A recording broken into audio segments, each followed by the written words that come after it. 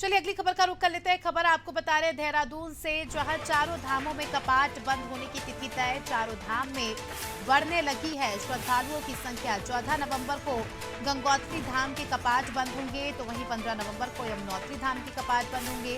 15 नवंबर को केदारनाथ धाम के कपाट बंद होंगे, तो वहीं 18 नवंबर को बद्रीनाथ धाम के कपाट बंद होंगे। तो तय हो गई है तिथि। 14, 15 और 18 तारीख को अलग अलग धामों के जो है कपाट बंद होंगे। किस प्रकार की व्यवस्था है, क्या कुछ खास हमें इस बार देखने को मिलेगा, जानकारी लेंगे। सोनू हमारे साथ लगातार जुड़े हुए हैं। सोनू, जो है कपाट बंद होने की तिथियां तय हो गई है और चारों धाम में अब बहुत जल्द ही जो है कपाट बंद हो जाएंगे। देखिए, अभी तक पिछले सालों की तुलना में अगर हम देखें तो रिकॉर्ड तोड़ श्रद्धालु जो हैं वो चारों धामों के दर्शन करने के लिए पहुंचे हैं।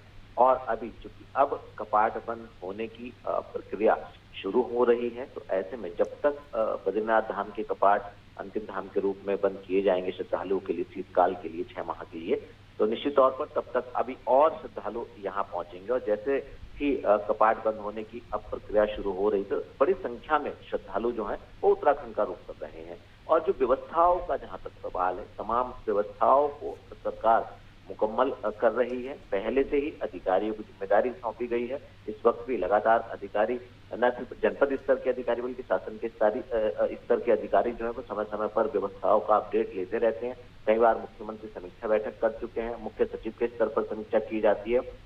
और हाल ही में जो केदारनाथ धाम के पुनर्निर्माण के कार्य होने और उनका जायजा लेने के लिए प्रधानमंत्री के जो प्रमुख सचिव हैं वो केदारनाथ पहुंचे थे।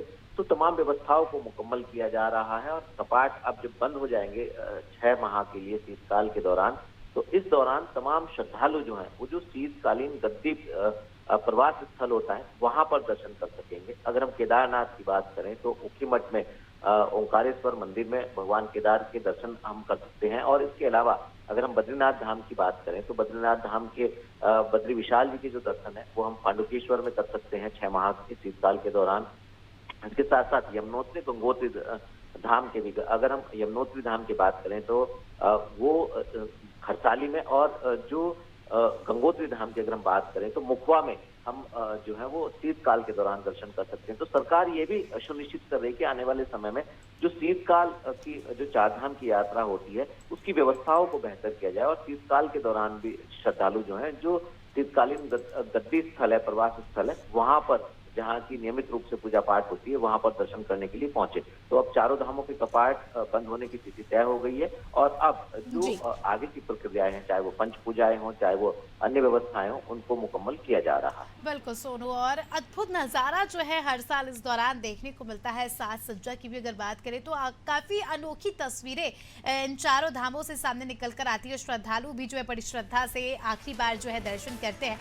बने रहिए हमारे साथ, जल्दी आपका रुख करेंगे। तो दर्शकों को बता दें कि कपाट बंद होने की तिथियां तय हो गई। अगर आप भी जो है इन 4 धामों में जाने की सोच रहे हैं तो इन तिथियों को देख कर और ध्यान में रखकर ही जाए।